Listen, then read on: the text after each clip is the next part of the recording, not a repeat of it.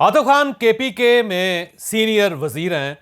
और आपको याद होगा कि एक वक्त ऐसा भी आया था जब आतिफ खान को चीफ मिनिस्टर बनाने का फैसला भी इमरान खान साहब ने किया था।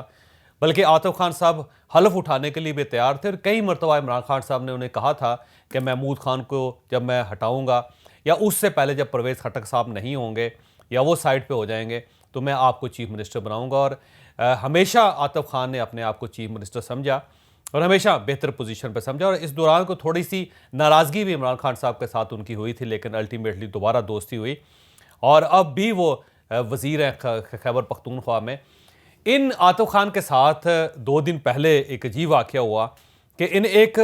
पर्ची मिली और उस पर्ची के ऊपर लिखा हुआ था कि हम तहरीक तालिबान पाकिस्तान के साथ हमारा ताल्लुक़ है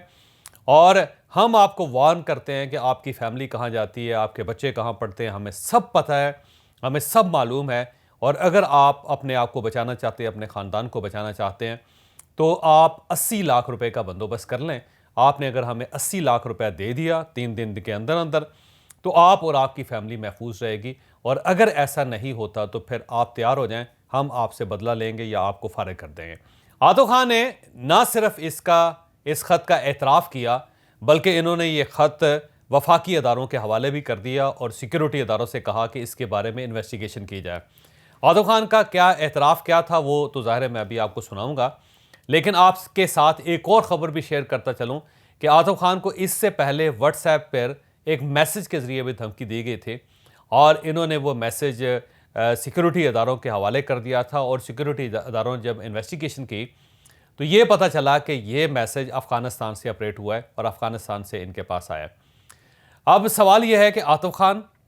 एक सीनियर वज़ीर, केपीके के अंदर पीटीआई की गवर्नमेंट को 9 साल हो गए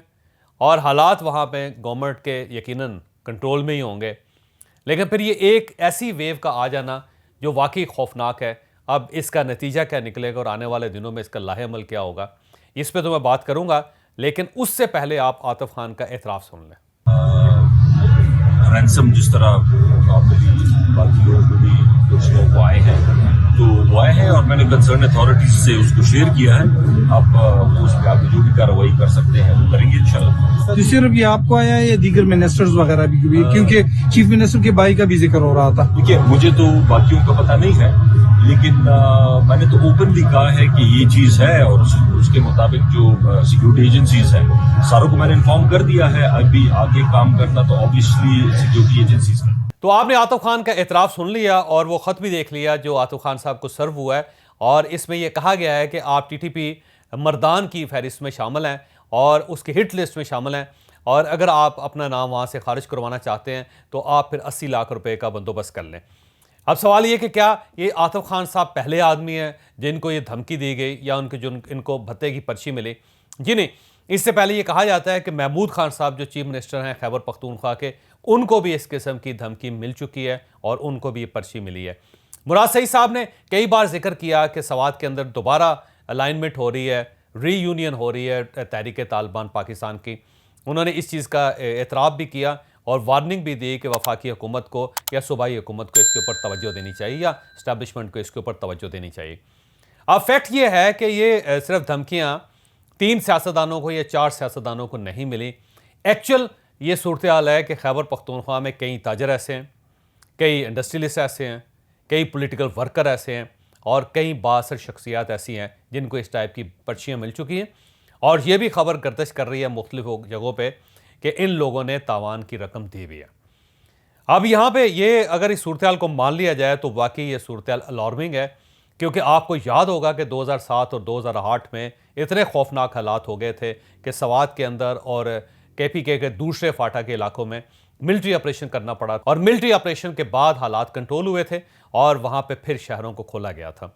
अब अगर ये दोबारा ये सिलसिला शुरू हो जाता है तो फिर इसका मतलब ये हुआ कि हम एक बार फिर 2007 और 2008 की पोजीशन पर चले जाएंगे। और इस वक्त याद रखिएगा कि पाकिस्तान के अंदर इतनी सख्त नहीं है कि इस किस्म के हालात को बर्दाश्त कर सके, क्योंकि 2007 और 2008 में हालात यकसर मुख्तलिफ थे। अफ़गानिस्तान के अंदर अमरीकी फ़ौज थी, बल्कि नेटो फोर्स भी थी और उस वक्त अमेरिकन पाकिस्तान को फाइनेंशली और मॉरली और वैसे अस्करी लिहाज से हर लिहाज से सपोर्ट भी कर रहे थे। लेकिन इस वक्त जो अमेरिका और पाकिस्तान के दरमियान जो खिंचाव है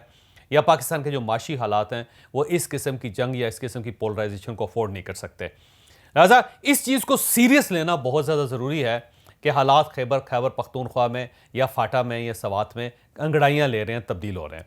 और आज क्योंकि ख्वाजा आसिफ साहब ने भी कौमी असम्बली में फ्लोर पे खड़े होकर इस चीज़ का एतराफ़ किया कि हालात वाकई बदल रहे हैं, तब्दीली आ रही है, और ये इसको अगर हम सब ने मिलकर इस मामले को टैकल ना किया तो फिर ये आग हम सब के दामन तक पहुंच जाएगी। इन्होंने बलूचिस्तान का जिक्र भी किया और साथ खैबर पख्तूनख्वा का भी जिक्र किया। तो ख्वाजा आसिफ ने कौमी असम्बली में क्या कहा था, आप ये भी सुन लें। अब सवात में जो कुछ हुआ, और यहाँ तक कहा जा रहा था कि शायद जो है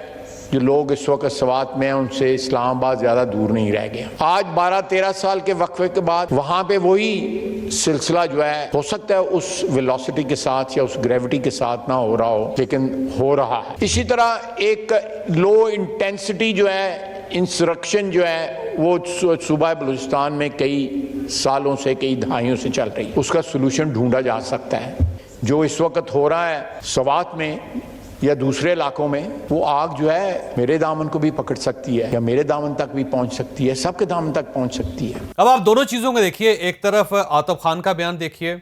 और दूसरी तरफ जो वज़ीर दिफा पाकिस्तान के ख्वाजा आसिफ साहब हैं उनका बयान सुनिए। तो दोनों ये एतराफ़ कर रहे हैं कि खैबर पख्तूनख्वा में कुछ चीज़ें हैं जो बदल रही हैं, और इन बदलती हुई सूरत हाल को अगर वफाक ने या सूबों ने या पूरी कौम ने मिलकर इसे टैकल ना किया तो पाकिस्तान के आने वाले दिन मुश्किल हो जाएंगे।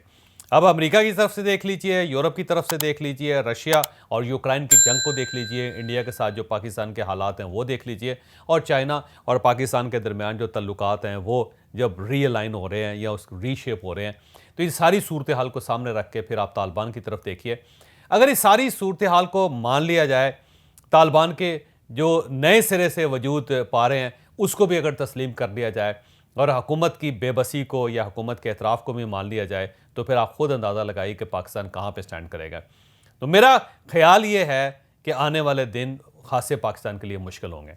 अगर हमने इन हालात से बचना है तो फिर पूरी कौम को मिलकर बैठकर एक फ़ैसला करना होगा, और ये जो अफरीत इस वक्त दोबारा पनप रहा है खैबर पख्तूनख्वा में, इसका मुकाबला करना पड़ेगा।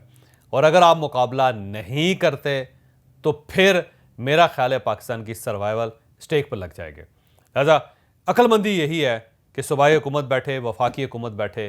तमाम सियासतदान मिलकर बैठकर दोबारा एक एजेंडा तय करें और फिर फैसला करें कि हमने इस अफरीत का मुकाबला करना है सब लोगों ने मिलकर। और अगर आप ये नहीं करते तो आप यकीन कीजिए ये जो पॉलिटिकल पोलराइजेशन है ये पाकिस्तान को लेकर बैठ जाएगी, क्योंकि एक तरफ माशी हालात ख़राब हैं, दूसरी तरफ पाकिस्तान ग्रे लिस्ट है, वाइट में अब पता नहीं होता है या FATF में या नहीं। और फिर इसहाक डार साहब जब अमेरिका गए तो वहाँ से उन्हें बहुत अच्छी खबर नहीं मिली, तो वहाँ से तकरीबन नाकाम होकर वापस आए।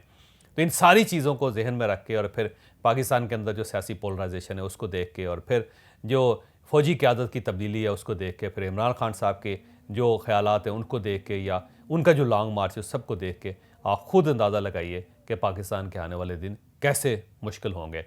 और अगर आपको यकीन नहीं आ रहा तो फिर खैबर पख्तूनख्वा के उन सनतकारों से मिल लीजिए, उन ताजरों से मिल लीजिए और उन सियासतदानों से बात कर लीजिए जिनको रोज़ाना की बुनियाद पर भत्ते की पर्चियाँ मिल रही हैं और वो अब पैसे देने के लिए तैयार बैठे हैं।